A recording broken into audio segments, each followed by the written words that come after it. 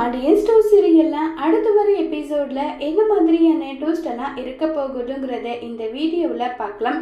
சரவணன் நேர மயில கிட்ட போயிட்டு ரொம்பவே கோபமா சண்டை போட்டுட்டு இருக்காங்க.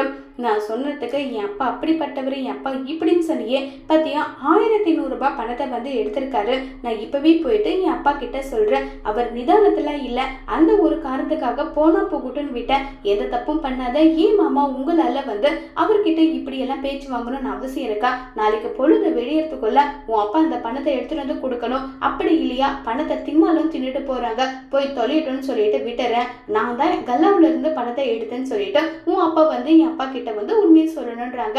மாமா, அவர் உன்னுடைய மாமனார், அவர் மேல கொஞ்சமாச்சு மரியாதை இருந்தா இந்த பிரச்சனையை இத்தோட விட்டுடுங்கன்றாங்க.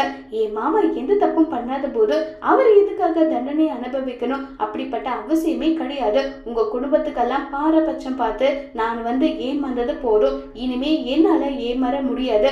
என்னால என் மாமா கஷ்டப்படுத்தையும் பார்க்க முடியாது. தயவு செஞ்சு நான் நல்ல விதமா சொல்லும் போதே நீ கேட்டுக்கோ. ஒழுங்கா உன் அப்பாவை பணத்தை எடுத்துட்டு கொடுக்க சொல்லு, இல்லை உண்மை ஒத்துக்க சொல்லுன்றாங்க. ஏன் மாமா இப்படி பிடிவாதம் பிடிக்கிறீங்க? ஆமாண்டி, நான் பிடிவாதம் பிடிப்பேன். எனக்கு தேவை என் மாமாவோட சந்தோஷம். ஒழுங்கா ஒத்துக்க சொல்லுன்னு சொல்லிட்டு சரவணன் கோவமா அங்கிருந்து கிளம்பி போறாங்க. மயிலுக்கு என்ன பண்றதுன்னு தெரியாம ரொம்பவே வருத்தத்துல இருக்காங்க மயிலு. அதோட இந்த பிரேமாவை முடிச்சிருக்காங்க.